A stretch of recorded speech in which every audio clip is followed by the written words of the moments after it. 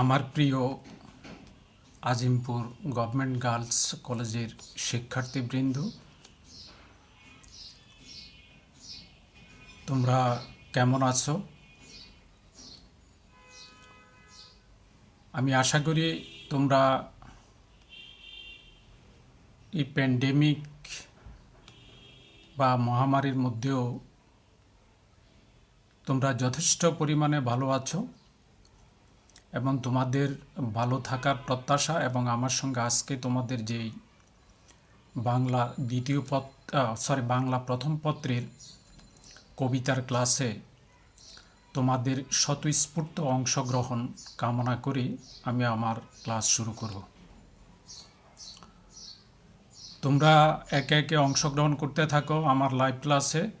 আমি আশা করছি তোমরা আমার ক্লাসের প্রথম থেকে শেষ পর্যন্ত তোমরা থাকবে। ওয়ালাইকুম আসসালাম।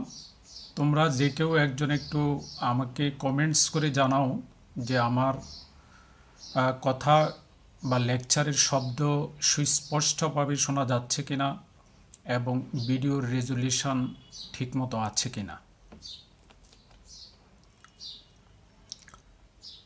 যে কোনো একজন একটু কমেন্টস করো।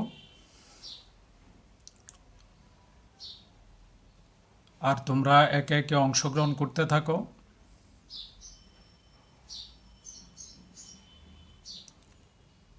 জি স্যার, এভরিথিং ইজ ওকে। ওকে, আমার একজন প্রিয় শিক্ষার্থী সে কমেন্টস করেছে স্যার এভরিথিং ইজ ওকে। তাহলে আমি ক্লাসটি শুরু করতে পারি। গত ক্লাসে আমি কবি আবু জাফর ওবায়দুল্লাহর আমি কিংবদন্তির কথা বলছি, এই কবিতাটির আংশিক আমি পাঠদান করেছি। আজকে আমি মূল কবিতাটির বিশ্লেষণ এবং পাঠ পরিচিতি, প্রথমে পাঠ পরিচিতি এবং কবিতাটির বিশ্লেষণ তোমাদের সামনে উপস্থাপন করব। আশা করি তোমরা যথেষ্ট উপকৃত হবে।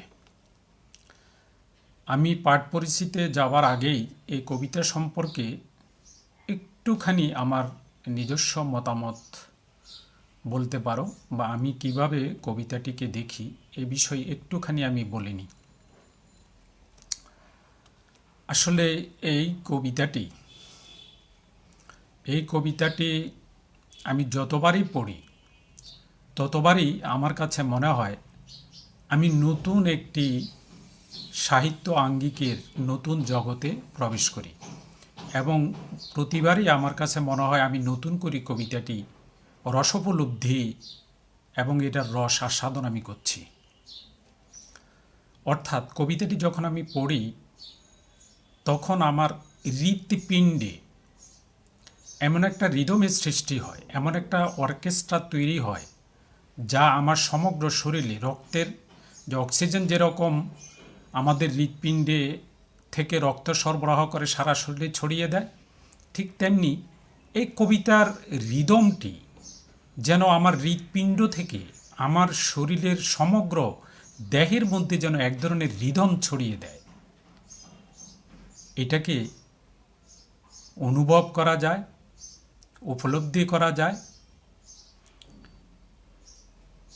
রস আস্বাদন করা যায়, অন্যরকম এক অনুভূতির প্রকাশ আমার ভিতরে ঘুমলে মরে, এবং সেই রসটা যেন একান্তই আমার ব্যক্তিগত, এর মাঝে অন্য কারো যেন কোনো শেয়ারিং নেই।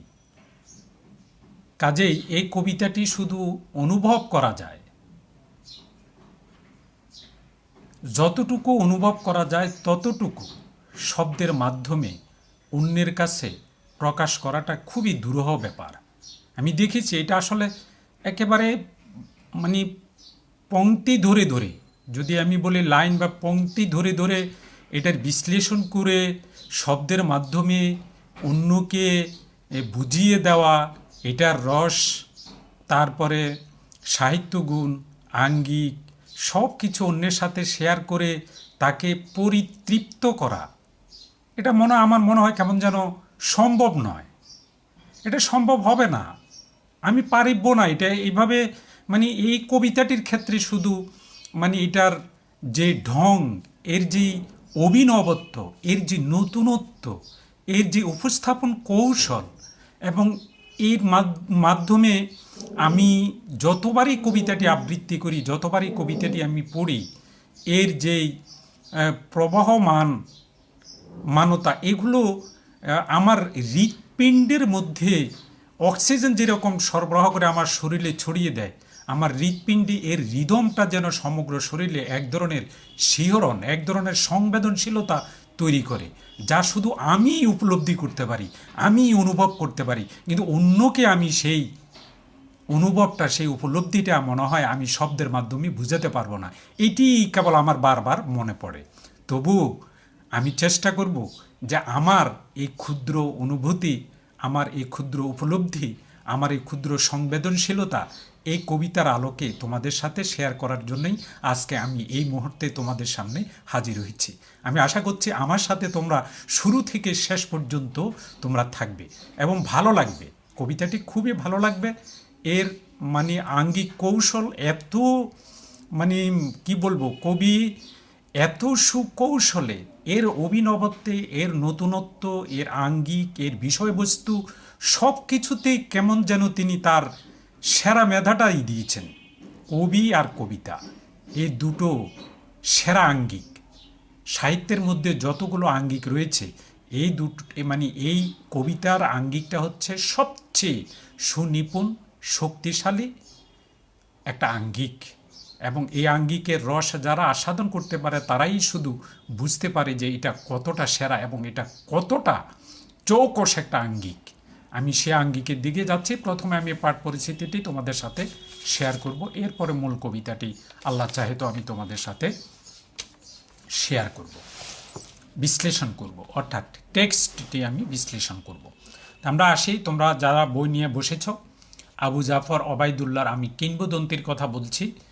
এই কবিতাটির পাঠ্যপুস্তক নিয়ে যদি তোমরা বসো তাহলে অনেকটাই সুবিধা হবে, কারণ আমি টেক্সট বই ধরে পাঠ পরিস্থিতিটা বিশ্লেষণ করব। এবং এটার মূল কারণ তো আমি আগেই একাধিকবার বলেছি, আমাদের পরীক্ষা পদ্ধতি, প্রশ্নের ধরন, এই কারণেই আমাদেরকে এনসিটিবির টেক্সট বইয়ের বিকল্প কিছুই নেই, এবং এইটি ধরে ধরেই আমাদেরকে আলোচনা করতে হবে। সেটা টেক্সট হতে পারে, সেটা পাঠ পরিচিতি হতে পারে, সেটা শব্দার্থ হতে পারে, সেটা টিকা হতে পারে, যাই কিছু হোক আমাদেরকে টেক্সট অবলম্বন করেই এগুতে হবে, ক্লাস নিতে হবে, এবং আমাদেরকে সব জিনিস, সকল আমাদের কর্মকাণ্ড যত কিছুই আবর্তিত হবে, এগিয়ে নিয়ে যাব সব কিছু এই টেক্সট বইকে বা এই পাঠ্যপুস্তককে অবলম্বন করি। এই পাঠ্যপুস্তকের অন্তর্ভুক্ত যেই সিলেবাসের অন্তর্ভুক্ত যে কবিতা বা অন্য যে শিল্পাঙ্গিকের গল্প বা অন্যান্য যে বিষয়গুলো রয়েছে, সব কিছু আমরা এই বইটাকে অবলম্বন করেই আমরা এগিয়ে যাব। তাহলে আমি কিংবদন্তির কথা বলছি, কবি আবু জাফর ওবায়দুল্লাহর এই কবিতাটির পাঠ পরিস্থিতি তোমাদের সামনে আমি উপস্থাপন করছি। কবিতাটি আবু জাফর ওবায়দুল্লাহর বিখ্যাত কাব্যগ্রন্থ আমি কিংবদন্তির কথা বলছি। মানে কাব্যগ্রন্থটার নামই হচ্ছে আমি কিংবদন্তির কথা বলছি, আর এই কাব্যগ্রন্থের নাম কবিতাটি হচ্ছে আমি কিংবদন্তির কথা বলছি। অর্থাৎ একই সঙ্গে এটি একটা কবিতা এবং একই সঙ্গে এটি হচ্ছে একটি কাব্যগ্রন্থ। অর্থাৎ আমি কিংবদন্তির কথা বলছি, এই কাব্যগ্রন্থের অন্তর্ভুক্ত যে কবিতা নাম আমি কিংবদন্তির কথা বলছি, ওই কবিতার নাম অনুসারে কাব্যগ্রন্থটির নামকরণ করা হয়েছে। কাজেই এটা হচ্ছে আবু জাফর ওবায়দুল্লাহর সবচেয়ে বিখ্যাত আমি কিংবদন্তির কথা বলছি এই কাব্যগ্রন্থটি, এবং এর নাম কবিতাটিই হচ্ছে আমি কিংবদন্তির কথা বলছি। রচনাটিতে অর্থাৎ কবিতাটিতে বিষয় এবং আঙ্গিকগত অভিনবত্ব রয়েছে। অভিনবত্ব মানে নতুনত্ব রয়েছে। এটা তোমরা কবিতাটি পড়লেই তোমরা নিজেরা বুঝতে পারবে এটা আসলে এক ধরনের মানে অসাধারণ। এটাকে অসাধারণ বললেও কম বলা হবে, এর চেয়েও আরও কোনো ভালো শব্দ আছে কি না ভালো লাগার, হ্যাঁ, অনুভব করার, উপলব্ধি করবার, রস আস্বাদন করার, এর চেয়েও যদি আরও কোনো ভালো শব্দ আমার ভাণ্ডারে থাকে সেটা মানে প্রয়োগ করলেও এর বিশেষণ শেষ হবে না। আলোচ্য কবিতাটিতে, অর্থাৎ আমি কিংবদন্তির কথা বলছি এই কবিতাটিতে, আলোচ্য কবিতা মানে আমি যে কবিতাটি এখন আলোচনা করছি, আলোচ্য কবিতাটিতে উচ্চারিত হয়েছে ঐতিহ্য সচেতন শিকড়ের সন্ধানে মানুষের সর্বাঙ্গীন মুক্তির দৃপ্ত ঘোষণা। তাহলে আমাদের এই কবিতাটিতে, মানে আমাদের আলোচ্য আমি কিংবদন্তির কথা বলছি, এই কবিতাটিতে উচ্চারিত হয়েছে, ঘোষিত হয়েছে বাঙালির শিকড় সন্ধানী মুক্তির দৃপ্ত ঘোষণা। এবং শিকড় সন্ধানী ঐতিহ্য চেতন, মানে কবির পক্ষে, অর্থাৎ ঐতিহ্য সচেতন শিকড় সন্ধানী মানুষের সর্বাঙ্গীন সব কিছু সার্বিক বিষয়, শুধু একটা বিষয় না। সর্বাঙ্গীন বললে তোমাকে বলতে হবে যে একটা জাতির ঐতিহ্যগত যত ধরনের ঐতিহ্য আছে, পোশাকের ঐতিহ্য থাকতে পারে, খাদ্যাভ্যাসের ঐতিহ্য থাকতে পারে, মুক্তি সংগ্রামের ঐতিহ্য থাকতে পারে, হ্যাঁ, এই ধরনের আমাদের যত ধরনের আমাদের জাতীয় ঐতিহ্য থাকতে পারে, খেলাধুলায় আমাদের অর্জন থাকতে পারে, মুক্তি সংগ্রামে আমাদের অর্জন আছে, থাকতে পারে এবং হবে ভবিষ্যতে। মনে রাখবি ঐতিহ্য শব্দটি ইতিহাসের সাথে সম্পৃক্ত। ঐতিহ্য শব্দটি ইতিহাসের সাথে সম্পৃক্ত। মূলত কিংবদন্তি কথাটা হচ্ছে জনশ্রুতি। জনশ্রুতি কেন? কারণ লোকমুখে এটি প্রসারিত। লোকমুখে প্রসারিত মানে হচ্ছে এই যে লোক পরম্পরায়, ধরো যে পরিবার থেকে সমাজ, ধরো যে বংশ থেকে পরিবার, পরিবার থেকে সমাজ, সমাজ থেকে রাষ্ট্র, এইভাবে ম্যান টু ম্যান, অর্থাৎ জনশ্রুতি, মানুষের পরম্পরায়, বংশের পরম্পরায়, জাতির পরম্পরায় যেই বিষয়টি ইতিহাসে স্থান লাভ করে এবং জাতির ঐতিহ্য হিসাবে পরিগণিত হয়, পারিবারিক ঐতিহ্য, সামাজিক ঐতিহ্য, রাষ্ট্রিক ঐতিহ্য, জাতীয় ঐতিহ্য, এগুলো সময়ের অর্থাৎ ইতিহাসের সাথে সম্পৃক্ত। কাজেই এই ইতিহাস সচেতন কবি ঐতিহ্যগতভাবেই বাঙালির যে ঐতিহ্য সচেতন শিকড় সন্ধানী মুক্তির যে দৃপ্ত ঘোষণা, এই দৃপ্ত অর্থাৎ মুক্তি, ফ্রিডম, ফ্রিডম, ফ্রিডম, মুক্তির যেই উচ্ছ্বাসা, কেউই শৃঙ্খলিত থাকতে চায় না, কেউই পরাধীন থাকতে চায় না, কোনো মানুষই নয়, কোনো মানুষই নয়, সব মানুষই মুক্ত বিহঙ্গের মতো, মুক্ত পাখির মতো ফ্রি থাকতে চায়, মুক্ত জীবনের সকল মানুষেরই প্রত্যাশা হচ্ছে মুক্ত জীবন। এই মুক্ত জীবনের দৃপ্ত ঘোষণাটাই আমি কিংবদন্তির কথা বলছি কবিতায় ব্যক্ত করা হয়েছে। এই কথাটা তুমি মনে রাখবে। আমাদের মুক্ত জীবন চাই, আমাদের স্বাধীন জীবন চাই, আমরা শৃঙ্খলিত থাকব না, আমরা পরাধীন থাকব না। আমাদের চিন্তায়, চেতনায়, চলা ফেরায়, সর্বত্র, আমাদের কলমে, আমাদের লেখনীতে, আমাদের চাহনিতে, আমাদের চাওয়ায়, আমাদের প্রত্যাশায়, আমাদের হৃদয়ের আকুতিতে, সর্বক্ষেত্রে আমরা চাইব মুক্তি। কেউই যাতে আমাদের কোনো কথাকে আটকাতে না পারে। বাক স্বাধীনতা যাতে কেউ, আমাদের বাক স্বাধীনতা, আমাদের কথা বলার যে অধিকার, আমাদের বাছার যে অধিকার, আমাদের বেঁচে থাকার যে অধিকার, এই অধিকারকে যাতে কেউ খর্ব করতে না পারে, নষ্ট করতে না পারে, দমিয়ে রাখতে না পারে, আটকাতে না পারে। সর্বক্ষেত্রে যাতে আমরা স্বাধীন চাই, আমরা শৃঙ্খলিত জীবন চাই না, আমরা মুক্ত বিহঙ্গের মতো যে জীবন, সেই জীবনই চাই। আমার প্রত্যাশিত জীবন হচ্ছে মুক্ত জীবন। প্রকৃত পক্ষে বা প্রকৃত প্রস্তাবে রচনার প্রেক্ষাপটে আসলে কি, কবিতার প্রেক্ষাপটে, কবিতার পটভূমিতে আছে বাঙালি সংস্কৃতির হাজার বছরের ইতিহাস। আমি আগেই বলছি যে ঐতিহ্যটা মূলত ইতিহাসকেই কেন্দ্র করেই আবর্তিত হয়। কারণ যাই কিছু ঘটে, এখন আমি এই ক্লাসটি নিচ্ছি, এটা আগামীকাল অতীত হয়ে যাবে এবং এক সময় এইটি আস্তে আস্তে আস্তে আস্তে আরও অতীতে চলে গেলে এবং আরও দূর অতীতে গেলে এইটি ঐতিহ্যে পরিণত হতে পারে। কারণ এখন আর্কাইভ, আমি আমার এই যতগুলো লেকচার আমি এই পর্যন্ত দিয়েছি সবগুলো লেকচারে আমি ইউটিউবে আমার নীলিমার রহিম যে চ্যানেলটি, সেই চ্যানেলে আমি আপলোড করে রেখেছি। এটা মূলত করেছে আমার এক ধরনের আর্কাইভ হিসাবে ব্যবহার করার জন্যে।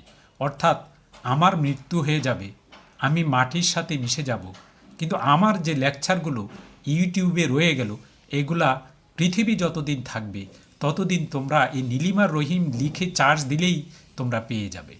কাজেই এগুলা কখনোই নষ্ট হবে না, এগুলা আর্কাইভ হিসাবে এবং আর্কাইভের মতোই এগুলো থেকে যাবে। আমার নীলিমা রহিম যে ইউটিউবটি, তোমরা চাইলেই সেটা সাবস্ক্রাইব করতে পারো, এটা তোমাদের ব্যক্তিগত ব্যাপার। এবং সেখানে আমার যত রকমের ভিডিও এ পর্যন্ত আছে, ক্লাসের ভিডিও, সাহিত্যের ভিডিও, সব কিছু এই ভিডিওতে তোমরা পাবে। কাজেই আজকের যে ক্লাসটি আমার কাছে বর্তমান মনে হচ্ছে, এটা যে তোমার ঐতিহ্যের শিকড় সন্ধান বা ঐতিহ্যের সাথে, ইতিহাসের সাথে সম্পৃক্ত হবে না, এটা কেউ নিশ্চিত করে বলতে পারে না। কারণ পৃথিবীতে কার কোন জিনিসটা টিকে থাকবে এটা কালই বলে দিবে। কালিক যেই নির্ণায়ক, কাল এমন একটা জিনিস, সেটা সুনির্দিষ্ট করে দিবে যে পৃথিবীতে কোনটি টিকবে আর কোনটি টিকবে না। কাজেই যে আমরা এই কবিতার ব্যাকগ্রাউন্ডে বা প্রেক্ষাপটে আমরা বলতে পারি যে এই কবিতায় বাঙালি সংস্কৃতির হাজার বছরের ইতিহাস সম্পৃক্ত, জড়িত। এই জাতির, অর্থাৎ এই বাঙালি জাতির, এই জাতির মানে বাঙালি জাতির সংগ্রাম, বিজয় ও মানবিক উদ্বাসনের অনিন্দ অনুষঙ্গ সমূহ। উদ্বাসন হচ্ছে বিকাশমান, বিকশিত হচ্ছে, প্রকাশিত হচ্ছে, এটাকে ওরা বলেছে উদ্ভাসনের। আর অনিন্দ মানে হচ্ছে সুন্দর, যা নিন্দার যোগ্য নয়, অর্থাৎ যেটা প্রশংসার যোগ্য, যেটা সুন্দর, সেটাকেই বলে অনিন্দ। শব্দটি আমার খুবই প্রিয়, অনিন্দ। অনুষঙ্গ সমূহ, অনুষঙ্গ মানে হচ্ছে সম্পর্ক, অনুষঙ্গ হচ্ছে সম্পর্ক, প্রসঙ্গ ইত্যাদি। তবে সম্পর্ক হিসাবেই শব্দটি ব্যবহার এখানে হয়েছে এই পাঠ পরিচিতিতে। তিনি এই কবিতায় পৌনঃপুনিকভাবে মানব মুক্তির আকাঙ্ক্ষায় সোচ্চার ছিলেন, খুবই মুখর ছিলেন। অর্থাৎ তিনি মানব মুক্তির বিষয়ে তিনি কখনো কম্প্রোমাইজ করেননি, কখনো আপোষ করেননি। তিনি ছিলেন একেবারে কি বলবো, অনমনীয়। তিনি নমনীয় ছিলেন না। অর্থাৎ মানুষের মুক্তির ক্ষেত্রে, মানুষের অধিকারের ক্ষেত্রে, মানুষের বেঁচে থাকার ক্ষেত্রে, অধিকারের প্রশ্নে, অর্থাৎ মানুষকে মুক্তি থেকে শুরু করে অধিকারের প্রশ্ন, বেঁচে থাকার প্রশ্নে কবি কিছুতেই অনমনীয় ছিলেন না, অনমনীয় ছিলেন। তিনি বরাবরই অনমনীয় ছিলেন, তিনি কখনো নমনীয়তা প্রকাশ করেননি। মানুষের অধিকারের প্রশ্নে তিনি অনমনীয় ছিলেন, মানুষের ন্যায় বিচার প্রাপ্তির ক্ষেত্রে তিনি অনমনীয় ছিলেন, মানুষের বাক স্বাধীনতার পক্ষে তিনি অনমনীয় ছিলেন, মানুষের যেই মৌলিক যে অধিকারগুলো, এগুলোর ক্ষেত্রে তিনি অনমনীয় ছিলেন। মানুষের মুক্তির ক্ষেত্রে, প্রত্যাশিত মুক্তি, সেটা আর্থিক মুক্তি হতে পারে, সেটা ভৌগোলিক মুক্তি হতে পারে, মাতৃভূমির মুক্তি হতে পারে, যত রকমের মুক্তি আছে সব মুক্তির ক্ষেত্রেই তিনি অনমনীয় ছিলেন বরাবরই।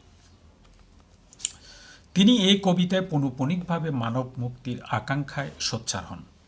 কবির একান্ত প্রত্যাশিত মুক্তির প্রতীক হয়ে উপস্থাপিত হয় একটি বিশেষ শব্দবন্ধ কবিতা। কবিতা কবিতা কবিতা কবিতা কি? কবিতা কি? কবিতা পড়ছি, কিন্তু এখানে সেই কবিতা, আসলে আমরা কবিতা, এখানে তুমি বলতে পারো কবিতা মুক্তি। কবিতা মানে মুক্তি, কবিতা মানে অধিকার, কবিতা মানে ন্যায় বিচার, কবিতা মানে আমার আরাধ্য প্রেম, ভালোবাসা, কবিতা মানে আমার মায়ের আঁচল, কবিতা মানে আমার বোনের বিচলিত স্নেহ, কবিতা মানে আমার ভাই, আমার ভাই যখন যুদ্ধে যায় মায়ের সম্মান রক্ষার জন্যে, সেটাও কবিতা। এটা আসলে কবিতা আবার কি? কবিতা এক অস্ত্র, কবিতা একটা গ্রেনেড, কবিতা একটা ব্যানোয়েট, কবিতা একটা একটা একটা পারমাণবিক বোমা, কবিতা একটা যুদ্ধ বিমান। কারণ এই অস্ত্রগুলো দিয়েই মাতৃভূমিকে, অর্থাৎ শত্রু থেকে আমার মাতৃভূমিকে, আমার মাকে, মা মানে এখানে আমি একটি কথা তোমাদেরকে বলে রাখি, আমার জন্মধাত্রী মা আর আমার বাঙালির বা বাংলার সবুজে শ্যামলিমায় আবৃত জন্মভূমি তথা মাতৃভূমি তথা দেশ মাতৃকার এই কবিতায় মা, মাটি, মানুষ সব কিছু যেন মিলেমিশে একাকার হয়ে গিয়েছে। কোনটা কবিতা, কোনটা মাটি, কোনটা মানুষ, কোনটা আমার মা, কোনটা আমার জন্মভূমি। শত্রু যখন আমার মাতৃভূমিকে, মানে আমার মা মানে আমার মাতৃভূমি, আমার মাতৃভূমির সম্মান, আমার মাতৃভূমিকে রক্ষা করবার জন্যে মায়ের সন্তানরা, মায়ের ছেলেরা যখন মাকে ভালোবেসে যুদ্ধক্ষেত্রে যায়, কেউ ফিরে আসে, কেউ ফিরে আসে না, কেউ শহীদ হয় মায়ের সম্মান রক্ষার্থে। আর যদি আমি মাকে ভালোবেসে যদি বলছে যে মাকে ভালোবেসে যদি আমি ঘরে চুপচাপ বসে থাকি, মাকে সম্মান করি, শ্রদ্ধা করি, তার আঁচল ধরি সবসময় থাকি, এখান দিয়ে আমার মাকে আক্রমণ করা হচ্ছে, তথা আমার মাতৃভূমিকে আক্রমণ করা হচ্ছে শত্রুরা। আমার মায়ের সম্মান, আমার মায়ের ইজ্জত নিয়ে, যেখানে আমার মায়ের জীবন যেখানে বিপন্ন, সেখানে আমি মাকে ভালোবেসে শুধু আঁচল নিয়েই থাকবো? নো নো নো, এইটা না। আমার মায়ের ইজ্জত রক্ষার জন্য, আমার মায়ের সম্মান রক্ষার জন্য, আমার মাকে সুরক্ষিত রাখার জন্য। এখানে মা বলতে শুধু আবিধানিক অর্থে জন্মদাত্রী নয়, আমার মাতৃভূমিকে বুঝতে হবে, আমার মাটিকে বুঝতে হবে, আমার জন্মভূমিকে বুঝতে হবে, যেখানে যে স্থানে আমার জন্ম হয়েছে এই ভূমিকে বুঝতে হবে। কাজেই মা, মাটি, জন্মভূমি এগুলো এই কবিতায় একাকার। মা বললে তুমি মাতৃভূমিও বুঝতে পারো, আমি আবার মাতৃভূমি জন্মভূমি বললে তুমি আবার মাও বুঝতে পারো, জন্মদাত্রী মাওকেও তুমি বুঝতে পারো। আমি দেখছি এখানে কবি আসলে বিষয়টা অবেদ কল্পনা করেছে। অবেদ কল্পনা মানে কি?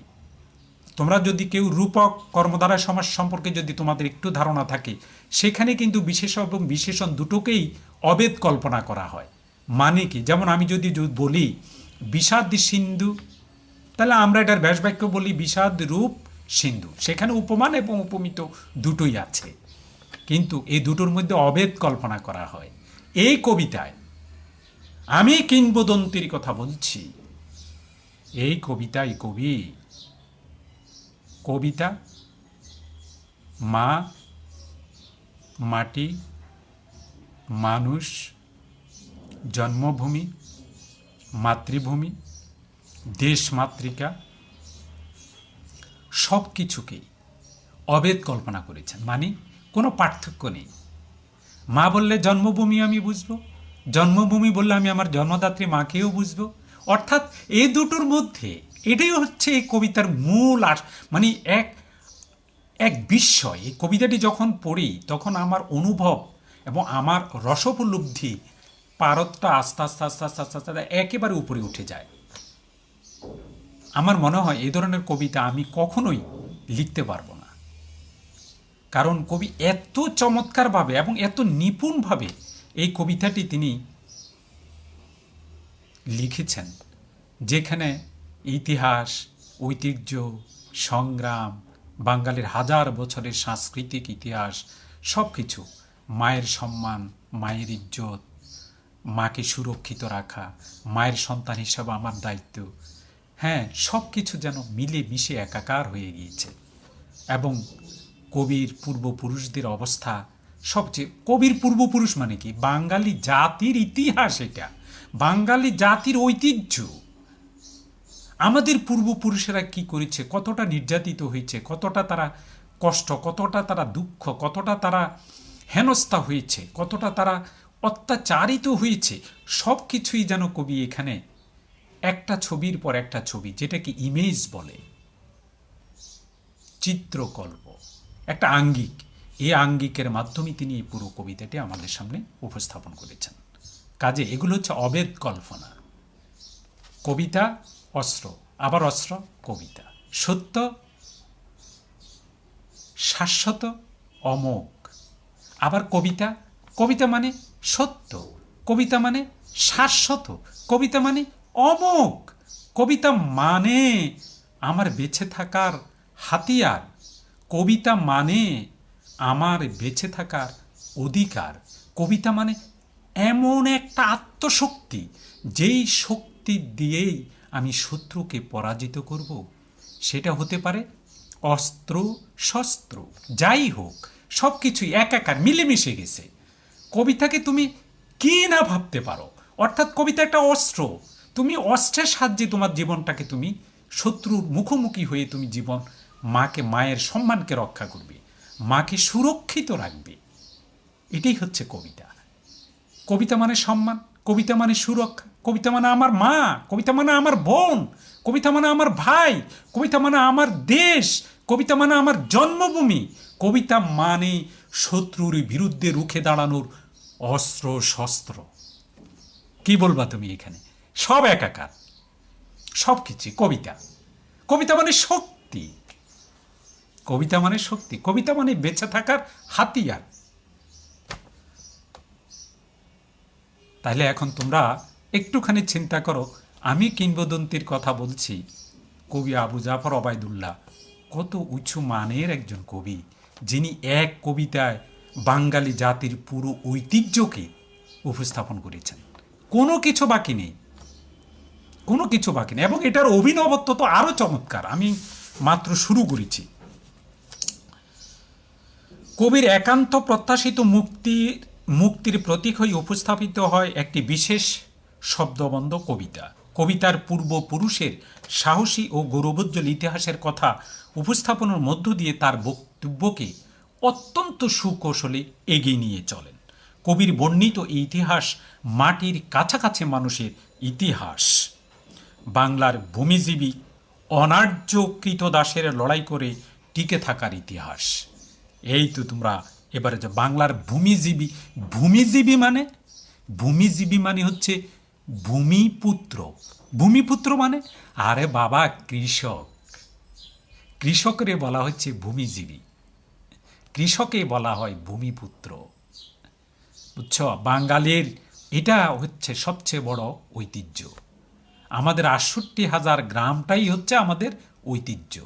গ্রাম, ভিলেজ, এগুলোই হচ্ছে আমাদের কৃষক। কৃষক যদি না থাকতো, ঢাকা শহরে এত মানে আরাম আয়েসে থেকে আমরা চাল, ডাল, পেঁয়াজ, রসুন কত কিনা সুস্বাদু কত ধরনের খাবার আমরা ভোগ করছি, কিন্তু এটা সরবরাহকারী কারা, কারা উৎপাদন করছে, তাদের কথা তো আমরা একবারও ভাবি নাই। এরা হলো ভূমিপুত্র, এরা হলো ভূমিজীবী, এরা হলো কৃষক, এরা হলো চাষি। এই ভূমিজীবী অনার্য কৃতদাস, কৃতদাস মানে কেনা গোলাম, কেনা চাকর, অর্থাৎ কিনে আনা চাকর, বাজার থেকে কিনে আনা চাকর, এটাকে বলে কৃতদাস। তাহলে ভূমিজীবী অনার্য কৃতদাসের লড়াই করে টিকে থাকার ইতিহাস, বাঙালির ইতিহাস, ভূমিজীবী অনার্য কৃতদাসের টিকে থাকার ইতিহাস। আমি শ্রমজীবীও বলবো না, এরা অনার্য। অনার্য মানে কি?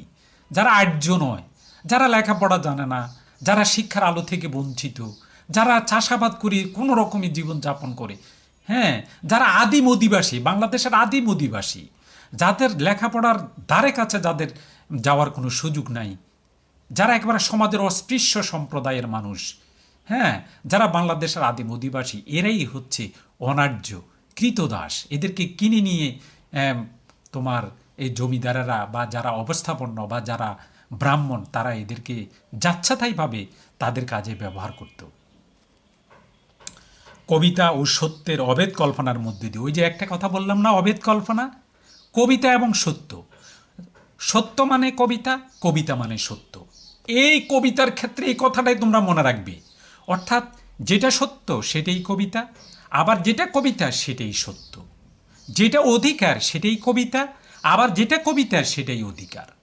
যেটা সংগ্রাম সেটাই কবিতা, আবার যেটা কবিতার সেটাই সংগ্রাম। অর্থাৎ প্রত্যেকটার সাথে এগুলা অভেদ কল্পনা করা হচ্ছে। মূলত এই দুটোর মধ্যে অধিকারের সাথে কবিতার কোনো পার্থক্য নেই, সত্যের সাথে কবিতার কোনো পার্থক্য নেই। অর্থাৎ কবিতা বলা মানেই তোমাকে বুঝতে হবে এটা সত্যের পক্ষে কথা বলা, মানব মুক্তির কথা বলা, মানুষের প্রত্যাশিত মুক্তির কথা বলা, শৃঙ্খলিত জীবন থেকে বেরিয়ে আসার মুক্ত জীবনের প্রত্যাশিত জীবনের কথা বলা।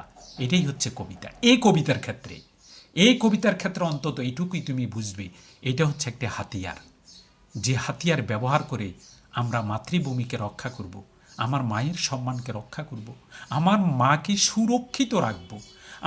আমি যেহেতু মায়ের সন্তান, আমার মা এবং সন্তানের যে সম্পর্ক, এটা অত্যন্ত পবিত্র, অত্যন্ত চিরন্তন একটি সম্পর্ক। কাজে মাকে ভালোবেসে যদি তুমি চুপচাপ বসে থাকো আর শত্রুরা তোমার মাকে আক্রমণ করলো, তোমার মায়ের জীবন বিপন্ন, তোমার মায়ের ইজ্জত বিপন্ন, তোমার মাকে তারা পৃথিবী থেকে সরিয়ে দিতে চায়, মেরে ফেলতে চায়, তুমি তো তোমার মাকে ভালোবাসা, তাই বলে কি তুমি চুপচাপ বসে থাকবে? কখনো তা হতে পারে না।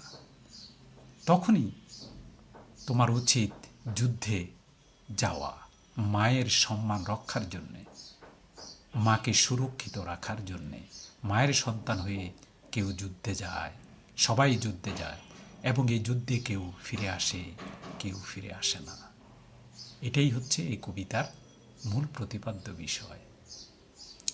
আমি কি বোঝাতে পারছি?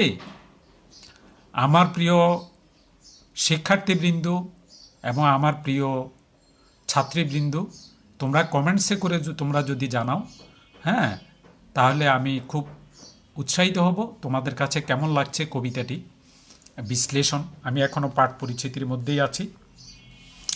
কবিতা ও সত্যের অভেদ কল্পনার মধ্য দিয়ে কবি নিয়ে আসেন মায়ের কথা, বোনের কথা, ভাইয়ের কথা, পরিবারের কথা। কবি এও জানেন মুক্তির অন্য কোনো রাস্তা নেই।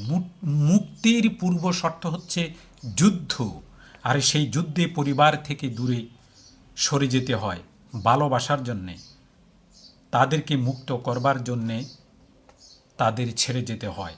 এই অমোঘ সত্য কবি জেনেছেন আমাদের স্বাধীনতা যুদ্ধের ইতিহাস থেকে। কাজেই আমাদের যে স্বাধীনতা যুদ্ধ, সেই যুদ্ধের ইতিহাস থেকে কবি জেনেছেন যে মাকে ভালোবেসে মায়ের সন্তানেরা যুদ্ধে যায়, কেউ ফিরে, কেউ ফিরে না।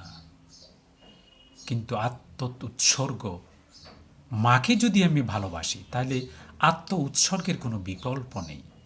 মাকে সুরক্ষিত রাখার জন্যে, মায়ের কান্না মুছে দেওয়ার জন্য, মায়ের অশ্রু মুছে দেওয়ার জন্য, মায়ের কান্না থামানোর জন্যে, মাকে সুরক্ষিত রাখার জন্যে, মায়ের সম্মান অক্ষুণ্ণ রাখার জন্যে, মায়ের সন্তান হিসাবে আমাকে যুদ্ধে যাওয়া ছাড়া আর কোনো উপায় নাই। যদি সত্যিকার অর্থে আমি আমার মাকে ভালোবেসে থাকি, তাহলে মাকে সুরক্ষা দেওয়ার জন্যে আমাকে অবশ্যই তার সন্তান হিসাবে যুদ্ধে যেতে হবে, যুদ্ধক্ষেত্রে যেতে হবে। যুদ্ধ করে মাকে মুক্ত করে, শত্রুকে পরাজিত করে আমি ফিরতেও পারি, আমি নাও ফিরতে পারি, কিন্তু আমার মায়ের জন্য আমাকে যুদ্ধে অবশ্যই যেতে হবে, আমাকে যুদ্ধ করতে হবে। এটাই হচ্ছে এই কবিতার মর্ম কথা। আর এই আমাদের কবি আবু জাফর ওবায়দুল্লাহ আমাদের মুক্তি সংগ্রাম, আমাদের স্বাধীনতা সংগ্রাম, 1971 সালের যে মুক্তি সংগ্রাম, সেই মুক্তি সংগ্রামের ইতিহাস থেকে তিনি এইটুকু উপলব্ধি করতে সক্ষম হয়েছেন। কবিতাটির রসোপলব্ধির অবিচ্ছেদ্য অংশ হলো এর আঙ্গিক বিবেচনা। এই ক্ষেত্রে প্রথমেই যে বিষয়টি পাঠককে হৃদয়কে নাড়া দেয় তা হলো একই ধাঁচের বাক্যের বারংবার ব্যবহার। অর্থাৎ একটি পংক্তি বা একটি লাইনের বা একই ধাঁচের পংক্তি বা লাইনের বারবার তিনি ব্যবহার করেছেন। বারংবার ব্যবহার মানে বারবার ব্যবহার করেছেন। কবি একদিকে আমি কিংবদন্তির কথা বলছি পংক্তিটি বারবার প্রয়োগ করেছেন, অপরদিকে যে কবিতা শুনতে জানে না সে কাঠামোর পংক্তিমালার ধারাবাহিক উপস্থাপনার মধ্য দিয়ে কবিতা আর মুক্তির আবেগ, কবিতা আর মুক্তির আবেগ, মুক্তির আবেগ আর কবিতা অভেদ কল্পনা, অর্থাৎ এই দুইটার মধ্যে কোনো পার্থক্য নেই।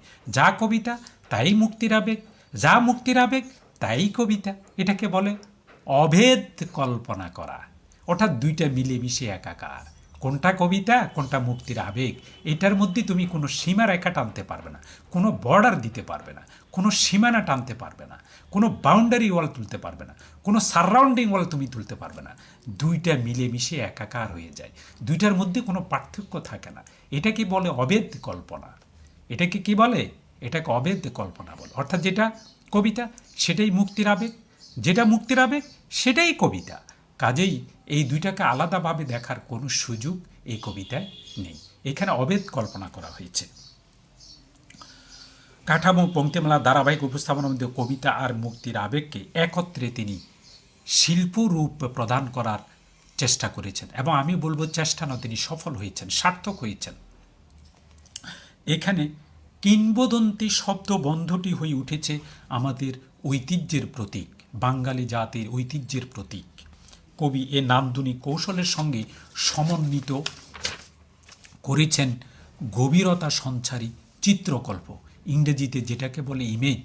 এবং আমার একটা প্রবন্ধ গ্রন্থের, আমার একটা প্রবন্ধের বই আছে, বইটির নাম হচ্ছে রকমারি। সেই রকমারিতে আমি চিত্রকল্প নিয়ে বেশ কিছু প্রবন্ধ লিখেছি। তোমরা যদি ইচ্ছে করো, যদি অ্যাডভান্স স্টুডেন্ট বা শিক্ষার্থী যারা আছো, তারা ইচ্ছে করলে আমার এই বইটি সংগ্রহ করতে পারো। করলে সেখানে চিত্রকল্প বা ইমেজ নিয়ে আমি বেশ কিছু প্রবন্ধ লিখেছি, সেখানে তোমরা সেগুলো যদি পড়তে পারো তাহলে বেশ উপকৃত হবে। না পড়লেও কোনো সমস্যা নেই, কিন্তু পড়তে পারলে অনেক উপকার হবে তোমাদের। চিত্রকল্প বা ইমেজ কি সেটা সেখানে বিস্তারিত আলোচনা করা হয়েছে। আর এখানে কি বলা হয়েছে সেটা একটু দেখি। একটি কবিতা শিল্প সার্থক হয়ে ওঠার পূর্ব শর্ত হল হৃদয় স্পর্শী বা হৃদয়গ্রাহী চিত্রকল্পের যথোপযুক্ত ব্যবহার। কাজে একটি কবিতা যদি শিল্প সার্থক হয়ে ওঠে, একটি কবিতা যদি শিল্প নৈপুণ্যে বা রসোত্তীর্ণের দিক থেকে শিল্প সার্থক হয়ে যদি উঠে, রসোপলব্ধির পরম শিখরে অবস্থান করবার জন্য, শীর্ষবিন্দুতে পিক এ যাওয়ার জন্যে, যেই শিল্পটা, সেই শিল্পের পিক বা একবার শীর্ষবিন্দু হচ্ছে তোমার চিত্রকল্প, এবং চিত্রকল্প দিয়েই কিন্তু কবিতাটা সার্থক হয়ে ওঠে। যদি চিত্রকল্প, কোনো কবি যদি জীবনে একটা চিত্রকল্প তৈরি করতে না পারেন, তাহলে তাকে সার্থক কবি বলা যাবে না। আর কবিতাটি তখনই শিল্পোত্তীর্ণ হবে, কালোত্তীর্ণ হবে, এবং শিল্প নিপুণতার দিক থেকে সবার কাছে গ্রহণযোগ্যতা পাবে যদি চিত্রকল্প সুচারুর রূপে তুমি নির্মাণ করতে পারো কবি হিসাবে। আমি বলি যে আমাদের এই কবিতায় কবি আবু জাফর ওবায়দুল্লাহর যে চিত্রকল্পগুলো এত সুনিপুণ, এটা আমাকে সত্যিকার অর্থে অবাক করে যে এত সুন্দর তিনি শব্দ দিয়ে শব্দ ছবি, চিত্রকল্প মানে শব্দ ছবি, অর্থাৎ তিনি শব্দগুলো এমনভাবে, কোনো কঠিন শব্দ না, কোনো দুরূহ শব্দ না, একেবারে আমাদের আট পড়ে, যেটা আমরা দৈনন্দিন জীবনে যে শব্দগুলো ব্যবহার করি, এই শব্দগুলো দিয়ে তিনি কি সুন্দর করে তিনি ছবি, যেন মনে হচ্ছে যেন একটার পর একটা ছবি তিনি এঁকেছেন। শব্দ দিয়ে তিনি ছবি এঁকে গিয়েছেন। মানে পড়লে মনে হচ্ছে যেন আমার চোখের সামনে ছবি ভেসে উঠছে। আমি দুটো লাইন পড়ছি, আমার চোখের সামনে যেন একটা সিনেমার মতো, নাটকের মতো, ডকুমেন্টারির মতো যেন আমার চোখের সামনে এক একটা ছবি ভেসে উঠছে। এটাই তো হলো চিত্রকল্প, এটাই হচ্ছে ইমেজ, এটাই হচ্ছে শব্দ ছবি। শব্দের ব্যবহার, বাট তুমি পড়লে মনে হবে এগুলো যেন তোমার সামনে ছবি হিসাবেই ভেসে উঠছে। কি অকল্পনীয় ব্যাপার!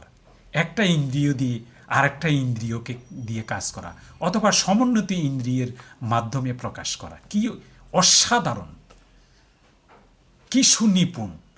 মানে এটা এমন সুন্দরভাবে কবি আবু জাফর ওবায়দুল্লাহ তিনি তার শব্দের কারুকাজ দিয়ে একের পর এক ছবি তিনি নির্মাণ করেছেন, ইমেজ নির্মাণ করেছেন, চিত্রকল্প নির্মাণ করেছেন শব্দ দিয়ে। আমি কবিতা পড়ছি, শব্দর উচ্চারণ করছি, আবৃত্তি করছি, আর আমার চোখের সামনে ভেসে উঠছে এক টুকরো ছবি। কি চমৎকার! চিন্তা করি দেখো, মনে হচ্ছে যেন তিনি কবিতা নয়, তিনি এক একটি চিত্রকল্প, এক একটি ইমেজ, এক একটি শব্দ ছবি তিনি এঁকেছেন। এটা সব কবির পক্ষে সম্ভব হয় না। শব্দ ছবি দেখো কি বলছে, যে চিত্রকল্প হলো এমন শব্দ ছবি যা কবি গড়ে তোলেন এক ইন্দ্রিয়ের কাজ অন্য ইন্দ্রিয়ের সাহায্যে করিয়ে, অথবা একাধিক ইন্দ্রিয়ের সম্মিলিত আশ্রয়ে তিনি এই কাজটি করতে পারেন। কিন্তু কখনো কখনো আমি ইন্দ্রিয় দিয়ে, এক ইন্দ্রিয় দিয়ে আরেক ইন্দ্রিয়ের কাজ আমি করিয়ে নিতে পারি, অথবা সম্মিলিত ইন্দ্রিয়ের সাহায্যেও আমি চিত্রকল্পটি নির্মাণ করতে পারি। কিন্তু আমার প্রকাশটা আবার ইন্দ্রিয়াতীত হয়ে যেতে পারে, অর্থাৎ ইন্দ্রিয়ের অতীত হয়ে যেতে পারে। প্রকাশ হচ্ছে ইন্দ্রিয় দিয়ে, এক ইন্দ্রিয় দিয়ে আরেক ইন্দ্রিয়ের কাজ করিয়ে নিচ্ছি, অথবা সম্মিলিত ইন্দ্রিয় দিয়েও আমি আমার চিত্রকল্প বা শব্দ ছবি বা ইমেজ আমি তৈরি করছি। কিন্তু এটার প্রকাশটা হতে পারে ভিন্ন মাত্রায়, অর্থাৎ ইন্দ্রিয়াতীত, ইন্দ্রিয়কে অতিক্রম করে যে প্রকাশ, সেটাই হচ্ছে ইন্দ্রিয়াতীত প্রকাশ বা বোধের মাধ্যমে। এক ইন্দ্রিয় দিয়ে আরেক ইন্দ্রিয়ের কাজ, এটা আমি দেখব। আমি বলছি শস্যদানা, আবার ওখানে কি হচ্ছে? কবিতা। শস্যদানার কবিতার কিসের? এই দুইটার একটা ইমেজ, কিন্তু ইমেজটা কি হলো দেখো, ইন্দ্রিয় গ্রাহ্য হয়ে গেল একেবারে ইন্দ্রিয়াতীত হয়ে গেছে। যাই হোক, সেটা আসছি। আর তা পাঠকের হৃদয়ে সংবেদনা জাগায় ইন্দ্রিয়াতীত বোধের প্রকাশ সূত্রে। চিত্রকল্প নির্মাণের আরেকটি পূর্বশর্ত হলো অভিনবত্ব, অর্থাৎ নতুনত্ব। এই সকল মৌল শর্ত পূরণ করেই আলোচ্য কবিতায় চিত্রকল্পসমূহ নির্মিত হয়েছে। কবি যখন বলেন কর্ষিত জমির প্রতিটি শস্যদানা কবিতা, কর্ষিত জমি মানে আবাদ করা জমির, কর্ষিত জমির প্রতিটি শস্য দানা কবিতা। প্রতিটি শস্য দানা মানে তুমি যদি ধান ফলাও তাহলে ওখানে প্রত্যেকটি ধানই হবে এক একটি কবিতা। তুমি যদি সরিষা ফলাও তাহলে প্রত্যেকটি সরিষাই হবে এক একটি কবিতা। তুমি যদি ডাল ফলাও তাহলে ওখানে যতগুলো ডাল প্রত্যেকটি হবে এক একটি কবিতা। অর্থাৎ যত ধরনের ফসল, যত ধরনের শস্যই তুমি ফলাও না কেন, প্রত্যেকটি শস্য দানাই হবে এক একটি কবিতা। Is it possible? এটা কি আসলে সম্ভব? দেখো, ইন্দ্রিয়, তোমার শস্যদানা এবং কবিতা দুটো সম্পূর্ণ ভিন্ন জিনিস, কিন্তু এখানে তোমাকে অভেদ কল্পনা করতে হবে। শস্যদানা আর কবিতা, প্রতিটি শস্যদানা এক একটি কবিতা। বাহ, কি চমৎকার! যেন প্রত্যেকটি শস্যদানা এক একটি কবিতা, যেন প্রত্যেকটি মানে কর্ষিত জমির প্রতিটি শস্যদানা যেন এক একটি কবিতা। তাহলে এটা কিকে ছাড়িয়ে গেছে? আমার ইন্দ্রিয়কে অতিক্রম করে গেছে। মানে আমার যে বোধ, সেই বোধটা এখানে হচ্ছে ইন্দ্রিয়াতীত। এটা আর ইন্দ্রিয়ের মধ্যে সীমাবদ্ধ নেই, এটা এখন ইন্দ্রিয়াতীত বোধের মধ্যে এটা সংক্রমিত হয়েছে। কাজেই চিন্তা করি দেখো, শস্যদানা, প্রত্যেকটি শস্যদানাই যেন এক একটি কবিতা, আবার এক একটি কবিতাই যেন এক একটি শস্যদানা। তাহলে দুটো বিসদৃশ্য বস্তু, একটা শস্যদানা আর একটা হচ্ছে কবিতা, কিন্তু দুইটাকে এমনভাবে তিনি উপস্থাপন করেছেন, যে এমন চিত্রকল্প তিনি দাঁড় করিয়েছেন যে এই দুইটা অভেদ কল্পনার মধ্য দিয়ে, দুইটাকে আর কোনো পার্থক্য করা যাচ্ছে না। একটা শস্যদানা, আমার একটা কবিতা, আমার একটি কবিতা, আমার একটি শস্যদানা, দুটাই অভেদ। এই দুটোর মধ্যে কেমন যেন কোনো পার্থক্য নাই, এক একটি শস্যদানায় যেন এক একটি কবিতায় রূপান্তরিত হয়েছে। কিন্তু এটা ইন্দ্রিয়াতীত হয়েছে, ইন্দ্রিয়কে অতিক্রম করি ইন্দ্রিয়াতীত পর্যায়ে গিয়ে এই বোধটা কবির কাজ করেছে। চিন্তা করি দেখো, এটা কোনো কবির পক্ষে এইভাবে চিন্তা করা, এটা সত্যি অবাক করা ব্যাপার। তখন এই ইন্দ্রিয় থেকে ইন্দ্রিয়াতীতের দোতনাই সঞ্চারিত হয়। দোতনা মানে ব্যঞ্জনা, প্রকাশ, বিকাশ। নিবিড় পরিশ্রমে কৃষকের ফলানো শস্য একান্তই ইন্দ্রিয় গ্রাহ্য একটি অনুষঙ্গ, কিন্তু এর সঙ্গে যখন কবিতাকে অভেদ কল্পনা করা হয় তখন কেবল ইন্দ্রিয় দিয়ে একে অনুধাবন করা সম্ভব হয় না। শস্যদানা আর কবিতা যখন তুমি অনুভব করবে, তখন তো আর তোমাকে ইন্দ্রিয় দিয়ে আর এটাকে অনুভব করা সম্ভব হবে না। তোমাকে সার্বিক কি বিষয় এবং আঙ্গিকের শোকজ্জে বাংলা সাহিত্যের একটি অনন্য সংযোজন হচ্ছে আমি কিংবদন্তির কথা বলছি এই কবিতাটি। এবং কবিতাটি কোনো ছন্দবদ্ধ কবিতা নয়, এটি একটি গদ্য কবিতা, গদ্য ছন্দের কবিতা। গদ্যেরও একটা ছন্দ আছে এবং এই গদ্য ছন্দ হচ্ছে প্রাকৃতিক বা স্বাভাবিক ছন্দের কবিতা। যাই হোক, আমি এখন যথারীতি কবিতাটি, আমি আগে বলছি এই কবিতাটি বিশ্লেষণ করে অন্যকে বোঝানো অত সহজ নয়, কিন্তু তুমি পড়লে তোমার কাছে এটার অনুভূতি হবে একরকম, আমি পড়লে আমার কাছে হবে আরেক রকম। তাহলে পড়ি এবং বিশ্লেষণ করি। আর এই কবিতাটি উত্তম পুরুষে এবং নাম পুরুষে প্রকাশিত হয়েছে, এটা মনে রাখবে। আমি মানে উত্তম পুরুষ, যেটাকে আমরা ইংরেজিতে ফার্স্ট পার্সন আমরা বলি, আর নাম পুরুষ হয়েছে থার্ড পার্সন। নাম পুরুষ যেটা থার্ড পার্সন, সেটা হচ্ছে বাংলায় আমরা ওটাকে প্রথম বা নাম পুরুষ বলে থাকি। এই কবিতাটি উত্তম পুরুষ এবং নাম পুরুষেই কবি লিখেছেন। তো আমার মানে উত্তম পুরুষে, মানে কবি বলছেন, কিন্তু আসলে এটা আমার মানে বাঙালি জাতি। আমি একজন বাঙালি, কাজে আমি আমার বাঙালি জাতির কথাই বলবো। আমার পূর্বপুরুষ কারা? বাঙালি জাতি। আমি আমার পূর্বপুরুষের কথা বলছি। তার করতলে, করতল, কর মানে হাত, কর মানে কি হাত, করতল মানে হাতের তালু, তালুর নিচে, এই তালুতে, এই তালু, করতল মানে হাতের তালু। তার করতলে পলি মাটির সৌরভ ছিল। তার করতলে কি ছিল? পলি মাটির সুগন্ধ ছিল, সুবাস ছিল পলি মাটির। আমি আগেই বলছি, মাটি, মানুষ, জন্মভূমি এই কবিতার মূল উপাদান। এবং মা ওই যে বললাম অভেদ কল্পনা, তুমি মাটি মানুষ, মাটি মানুষ, মাটি মানুষ, এটাই হচ্ছে এই কবিতার মৌলিক উপাদান। এটাই হচ্ছে এই কবিতার মৌলিক উপাদান। কাজেই আমাদেরকে সবসময় মনে রাখতে হবে এই কবিতাটা পড়তে, যে মাটি মানুষ, মাটি মানুষ হচ্ছে এই কবিতার মৌলিক উপাদান, মৌলিক উপকরণ।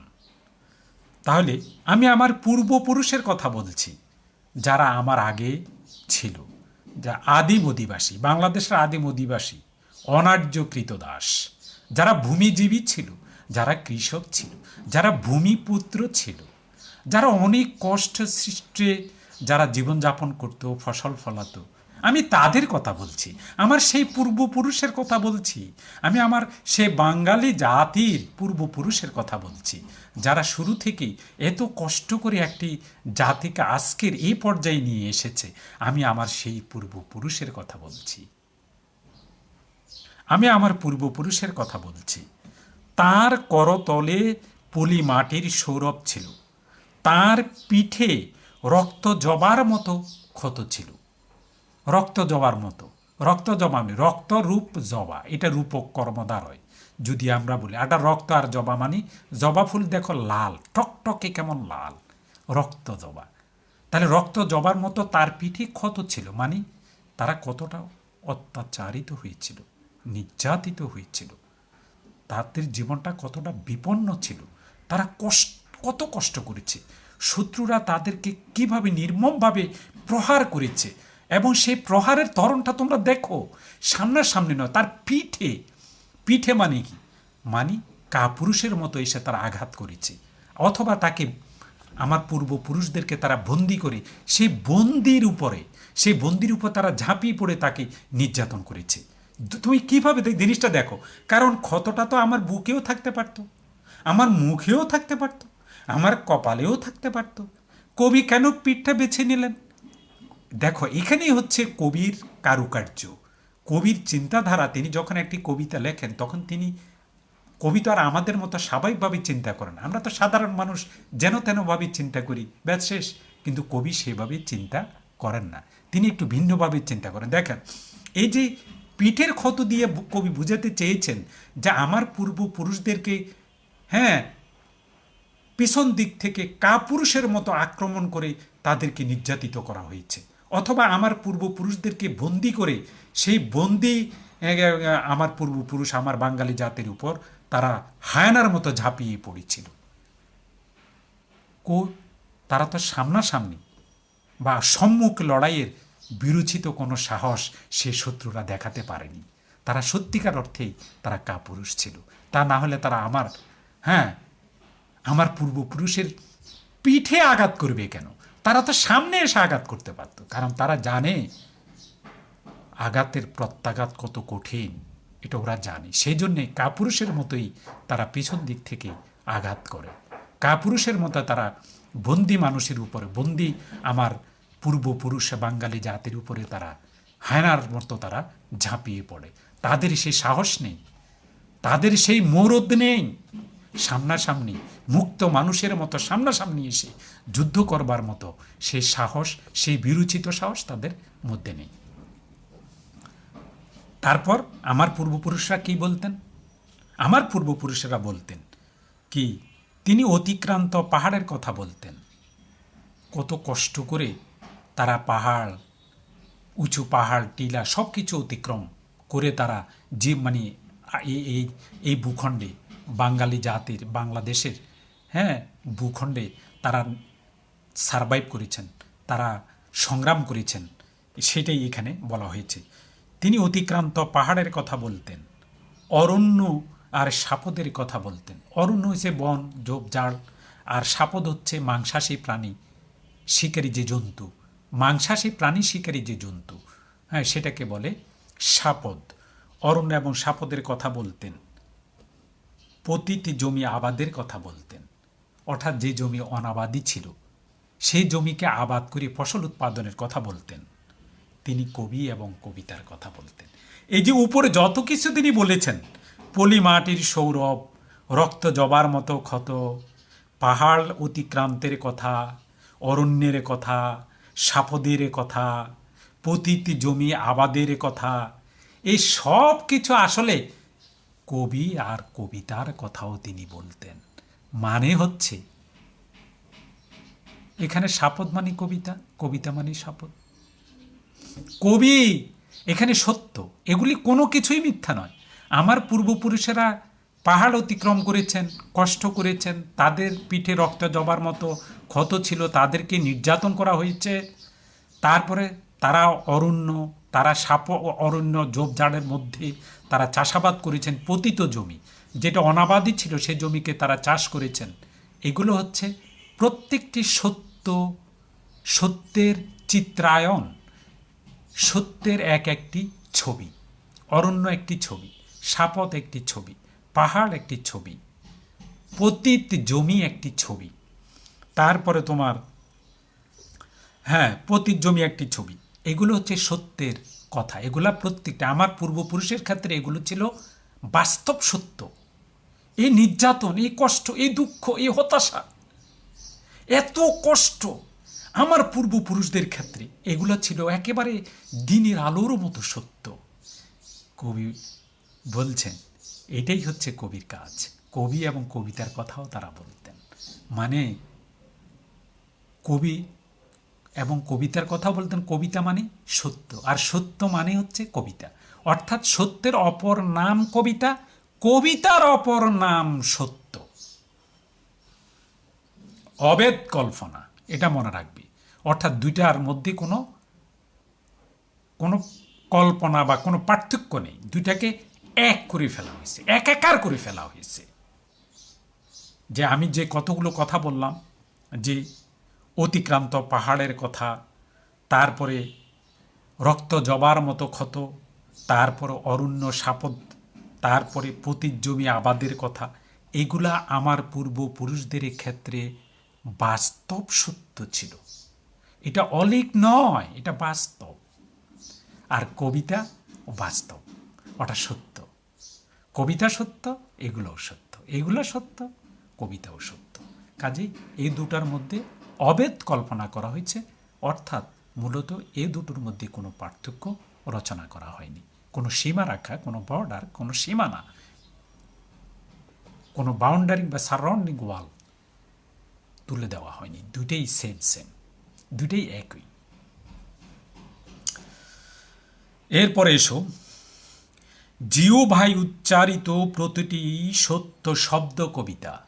আমার জিও ভাই দিয়ে উচ্চারিত প্রতিটি সত্য শব্দ কবিতা।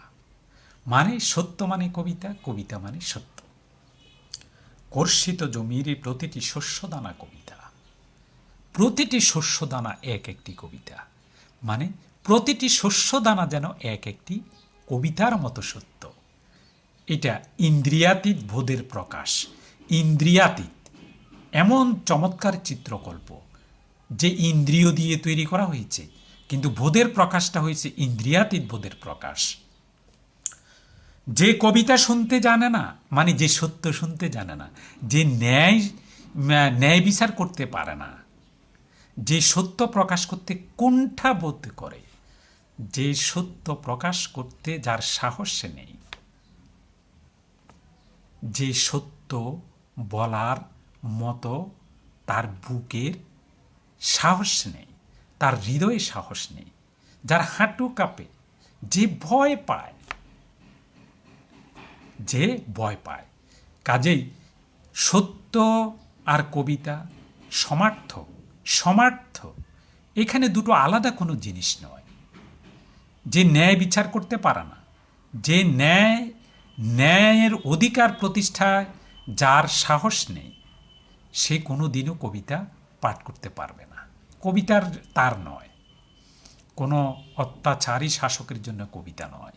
কবিতা হচ্ছে এমন একটি শক্তি, এমন একটি দৈব শক্তি, যেটা হৃদয়ে ধারণ করলে স্বয়ংক্রিয়ভাবে তুমি সত্য প্রকাশ করতে কোনো কুণ্ঠিত হবে না, কোনো ভয় পাবে না।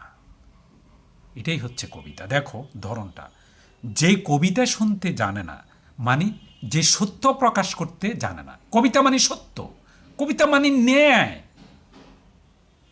কবিতা মানে আলো, কবিতা মানে বেঁচে থাকার অধিকার।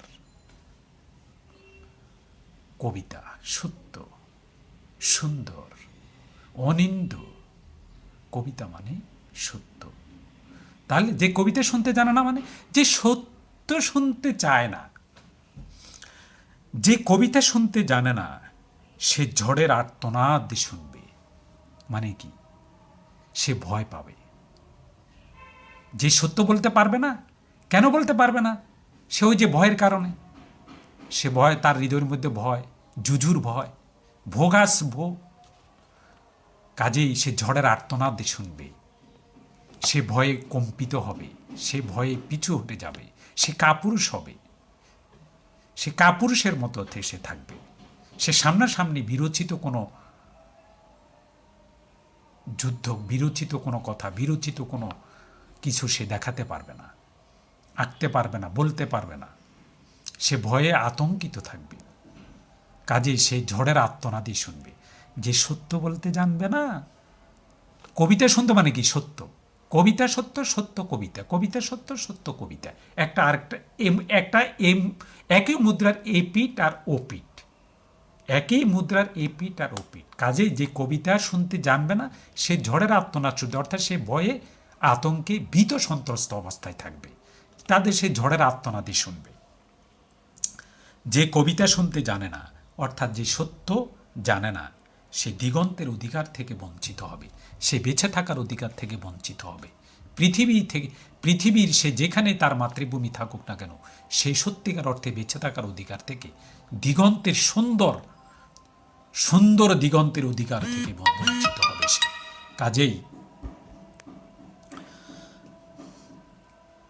কাজে যে কবিতা শুনতে জানে না, সেই দিগন্তের অধিকার থেকে বঞ্চিত হবে। যে কবিতা শুনতে জানে না, সে আজন্ম কৃতদাস থেকে যাবে। আজন্ম, আজন্ম মানে কি? জন্ম পর্যন্ত। আজন্ম মানে জন্ম পর্যন্ত, জীবন পর্যন্ত। যতদিন পৃথিবীতে সে থাকবে, ততদিন সে কেনা গোলাম হিসাবে থাকবে, কেনা চাকর হিসাবে থাকবে। যে কবিতা শুনবে না, যে সত্য শুনবে না, যে ন্যায়ের কথা বলবে না, যে অন্যায়ের কথা বলবে না, যে সত্যের কথা বলবে না, সে এই পৃথিবীতে তার বাঁচার কোনো অধিকার নেই। এবং সে বেঁচে থাকবে কেনা গোলামের মতো, কেনা চাকরের মতো, কৃতদাসের মতো সে এই পৃথিবীতে বেঁচে থাকবে। তার বেঁচে থাকার অধিকার নেই। এবং বেঁচে যদি থাকেও সে একটা কেনা গোলামের মতো বেঁচে থাকবে, একটা কেনা চাকরের মতো বেঁচে থাকবে, একটা নর্দমার কীটের মতো সে বেঁচে থাকবে। কাজেই সত্য বলার সৎসাহস যার নেই, সত্য প্রকাশ করার সৎসাহস যার নেই, সে হয় জড়ের আর্তনাদ শুনবে, নাহলে দিগন্তের অধিকার থেকে বঞ্চিত হবে, না হলে সে কৃতদাসের মতো সে থেকে যাবে।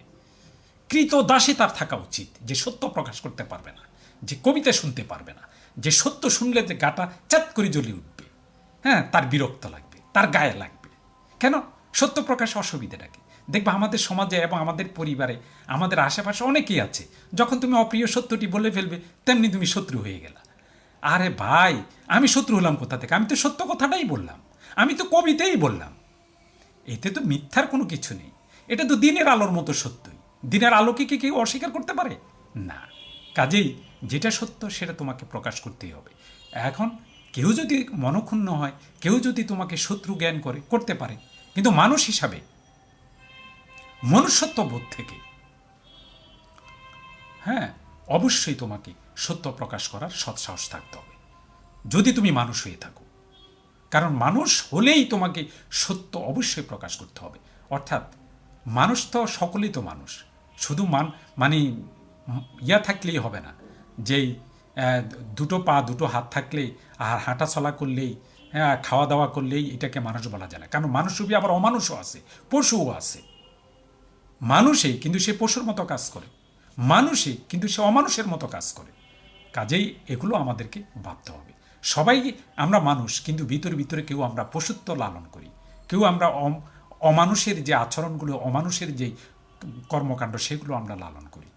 কাজে এগুলো থেকে আমাদেরকে অবশ্যই কবিতা শুনতে হবে এবং কবিতার মতো আমাদেরকে সত্য প্রকাশের সৎসাহস থাকতে হবে। আমি উচ্চারিত সত্যের মতো স্বপ্নের কথা বলছি, আমি উচ্চারিত সত্যের মতো স্বপ্নের কথা বলছি। কোনো এখানে কিছু না, আমি স্বপ্ন দেখাচ্ছি, স্বপ্নের কথা বলছি। উনুনের আগুনে আলোকিত একটি উজ্জ্বল জানালার কথা বলছি।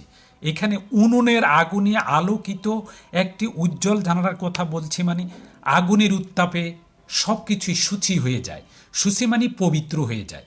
কাজেই আগুনের উত্তাপে পরিশুদ্ধ হয়ে, সূচি হয়ে, পবিত্র হয়ে আমাদেরকে আলোয় ভরা মুক্ত জীবনের প্রত্যাশা ব্যক্ত করাটাই হচ্ছে মূল উদ্দেশ্য।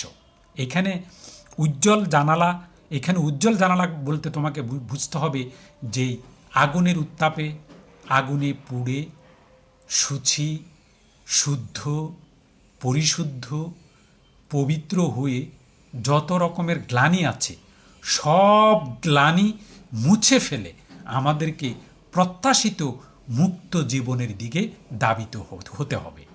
এই জন্যই দাবিত হতে হবে, এই জন্যই কবি এখানে উজ্জ্বল জানালার কথাটা এখানে ব্যক্ত করেছেন। আমি আমার মায়ের কথা বলছি। এখন আমার মা, আমি তো বলছি আমার মা, মাটি, মানুষ সব একাকার। এগুলো অবেদ কল্পনা, অবেদ কল্পনা, উপমান আর উপমিতের খেলা। এই দুটার মধ্যে, উপমান এবং উপমিতের মধ্যে কোনো পার্থক্য নেই।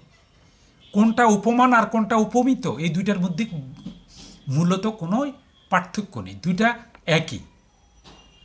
আমি আমার মায়ের কথা বলছি, মানে আমার জন্মদাত্রী মা হতে পারে, আমার সবুজ যে শ্যামলিমা, হ্যাঁ, শ্যামলিমার যেই আবৃত যেই জন্মভূমি, সে জন্মভূমি হতে পারে, সে মাতৃভূমি হতে পারে, সে দেশ মাতৃকা হতে পারে। কাজেই এখানে মানে সব কিছু একাকার করে ফেলছে কবি। এখানে তোমার একেবারে স্পেসিফিক, বিশেষ করে তুমি তোমার জন্মদাত্রী মায়ের কথাও তুমি বলতে পারবে না, আবার তুমি মাতৃভূমির কথা বলতে পারবে না। অর্থাৎ বিশেষভাবে কোনোটাকে আলাদা করা হয়নি। এখানে আমার জন্মদাত্রীর মা যেই রকম, আমার জন্মভূমিও সেরকম, আমার মাতৃভূমিও সেরকম, আমার দেশ মাতৃকাও সেরকম, একই। অর্থাৎ একাকার। উপমান এবং উপমিত এখানে একাকার হয়ে গিয়েছে, অবেদ কল্পনা করা হয়েছে। আমি আমার মায়ের কথা বলছি, আমি আমার মায়ের কথা বলছি। তিনি বলতেন, তিনি কি বলতেন? আমার মা কি বলতেন? তিনি বলতেন, প্রবাহমান নদী যে সাঁতার জানে না তাকেও ভাসিয়ে রাখে।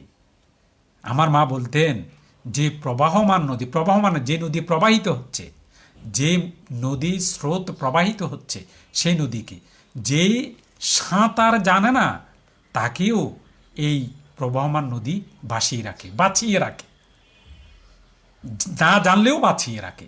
আরে কোনো বিপদ যদি আসে, মানুষ আগে থেকে কি আর সেই বিপদ মোকাবেলা করার জন্য কি পরিকল্পনা করে রাখে? মোটেই না।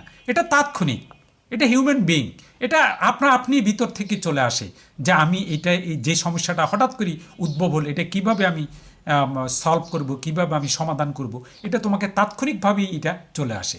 কাজেই সাঁতার না জানলেও প্রবাহমান নদী যেরকম তাকে বাঁচিয়ে রাখে, তাকে ভাসিয়ে রাখে, আমাদের সামনে যত রকমের যুদ্ধ বিগ্রহ আপদ বিপদ যত কিছু আসুক না কেন, হ্যাঁ, দেশ রক্ষার জন্য, মাকে সুরক্ষিত রাখবার জন্য, মায়ের সম্মান সুরক্ষার জন্য, মর্যাদা রক্ষার জন্য যত রকমের আমাদের স্টেপ বা পদক্ষেপ নিতে হয়, আমরা সব কিছুই তাৎক্ষণিকভাবে অবস্থা বুঝে। একটু ইন্টারাপ্ট হয়েছে। কাজেই তিনি বলতেন প্রবাহমান নদী যে সাঁতার জানে না তাকেও ভাসিয়ে রাখে, যে কবিতা শুনতে জানে না সে নদীতে আসতে পারে না, যে সত্য বলতে পারবে না সে নদীতে বাসতে পারে না, তার বাঁচার কোনো অধিকার নাই। দেখো কি চমৎকার, মানে অসাধারণ। যে কবিতা শুনতে জানে না মানে কি, যে সত্য জানে না, যে সত্য বলতে পারে না, সে নদীতে ভাসতে পারে না মানে কি, সে ডুবে মরবে, তার বাঁচার কোনো অধিকার নেই। অর্থাৎ যে কবিতা শুনতে জানবে না, যে সত্য বলতে পারবে না, তা সে নদীর পানিতে ভাসতে পারবে না মানে কি, সে নদীতে ডুবে মরবে, মানে তার বাঁচার কোনো অধিকার নেই। যে কবিতা শুনতে জানে না সে, কাজেই যে কবিতা অর্থাৎ সত্য বলতে পারবে না, তার আনন্দ করার, মাছের সঙ্গে খেলা করা মানে কি, সে কোনো উচ্ছ্বাস প্রকাশ করতে পারবে না, তার বেঁচে থাকার অধিকার তো নেই, সে তো ডুবে মরবেই, এবং সে কোনো রকমের আনন্দ উচ্ছ্বাস প্রকাশ করার অধিকার তার থাকবে না। যে কবিতা শুনতে জানে না সে মায়ের কোলে শুয়ে গল্প শুনতে পারে না। কাজে যে কবিতা শুনতে, সত্য বলতে পারবে না, সত্য প্রকাশ করতে পারবে না, ভয় পায়, তার পক্ষে মাতৃভূমিতে থেকে মায়ের কোল, এখন মায়ের কোল এটা আমার জন্মদাত্রী কোলকেও, আঁচলকেও বুঝাতে পারে, কোলকেও বুঝাতে পারে। আবার মাতৃভূমির ক্ষেত্রে বৃহত্তর অর্থে যদি বলি যে আমার মাতৃভূমি, আমার জন্মভূমির, আমার জন্মভূমির কোলে বা আমার জন্মভূমিতে থেকে সেই গল্প শুনবার কোনো অধিকার তার থাকবে না।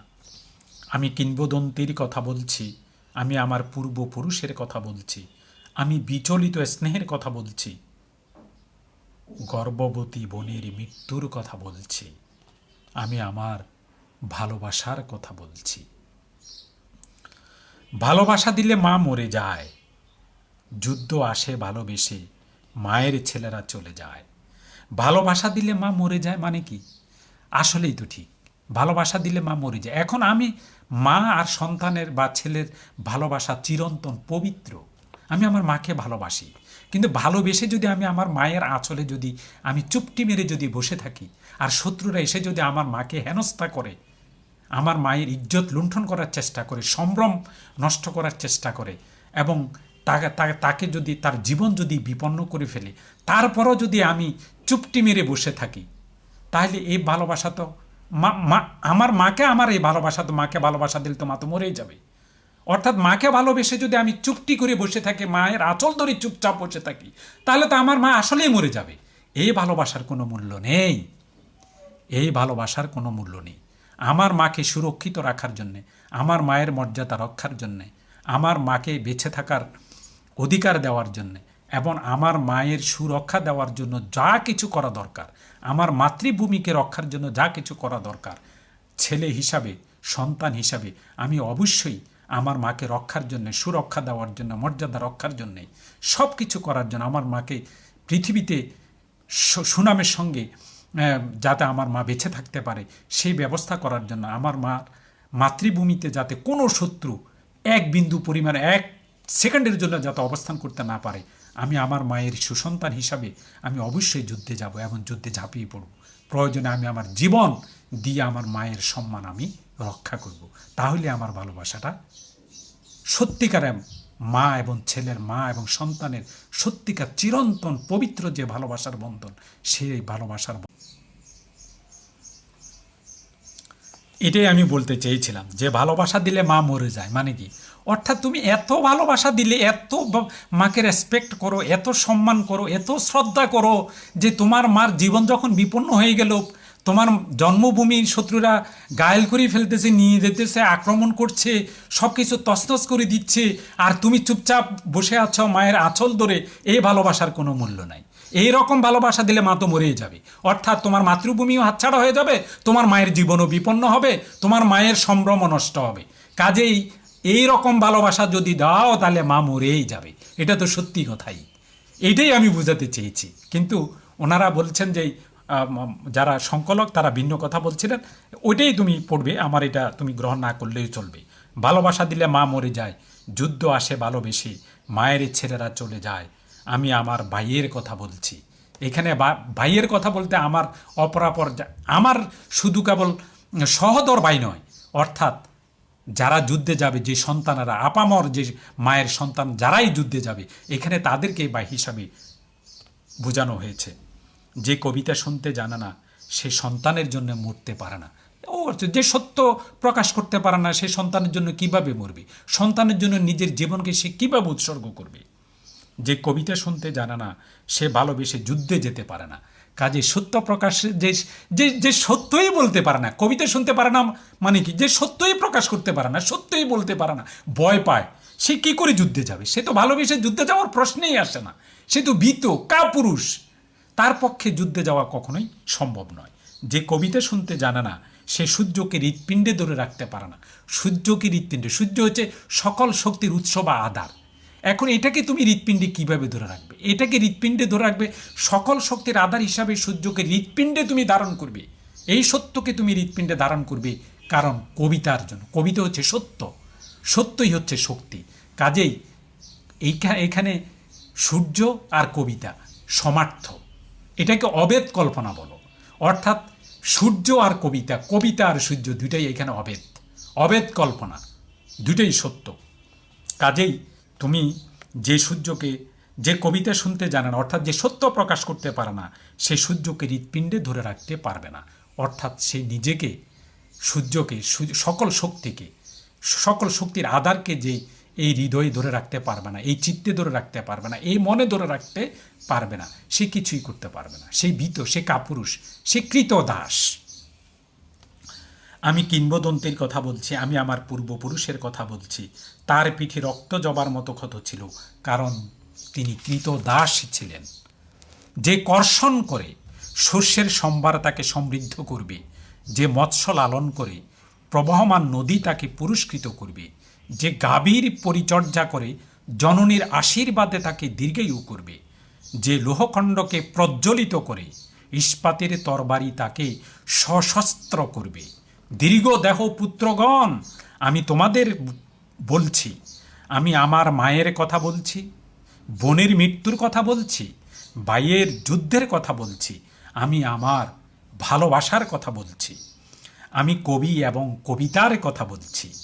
সশস্ত্র সুন্দরের অনিবার্য অভ্যুত্থান কবিতা, সুপুরুষ ভালোবাসার সুকণ্ঠ সঙ্গীতে কবিতা, জিহ্বায় উচ্চারিত প্রতিটি মুক্ত শব্দ কবিতা, রক্ত জবার মতো প্রতিরোধের উচ্চারণ কবিতা। রক্ত জবার মতো প্রতিরোধের উচ্চারণ কবিতা। আমি কি তার মতো কবিতার কথা বলতে পারবো? প্রশ্ন, কবির জিজ্ঞাসা যে আমি কি আমার পূর্বপুরুষের মতো কবিতার কথা বলতে পারবো? কবির প্রশ্ন, আমি কি তার মতো স্বাধীনতার কথা বলতে পারবো? কবির প্রশ্ন, জিজ্ঞাসা, আমি কি আমার পূর্বপুরুষের মতো স্বাধীনতার কথা বলতে পারবো? আমি কি আমার পূর্বপুরুষের মতো কবিতার কথা বলতে পারবো? আমি কি আমার পূর্বপুরুষের মতো এত সাহসী হয়ে স্বাধীনতার কথা বলতে পারবো? বিরচিত হয়ে সত্য প্রকাশ করতে পারবো? আমি এজ টিচার, শিক্ষক হিসাবে অন্তত এইটুকু তোমাদেরকে আশ্বস্ত করতে পারি, কবির সাথে কণ্ঠ মিলিয়ে আমি এটুকু বলতে চাই, আমি আমার পূর্বপুরুষের মতো কবিতার কথা অবশ্যই আমি বলতে পারবো। আমি আমার পূর্বপুরুষের মতো স্বাধীনতার কথা বুক ফুলিয়ে আমি বলতে পারবো, প্রত্যাশিত জীবনের, মুক্ত জীবনের জন্যে আমি কবিতার কথা এবং স্বাধীনতার কথা সব সময় অত্যন্ত সাহসের সঙ্গে উচ্চারণ করতে পারবো, এই অঙ্গীকার করে আজকের মতো এখানেই আমি আজকের ক্লাসের সমাপ্তি টানছি। তোমরা সবাই আমার জন্য দোয়া করবে, আমি তোমাদের সকলের জন্যে দোয়া করব। তোমাদের সকলের জন্য নিরন্তর শুভকামনা। Thank you so much.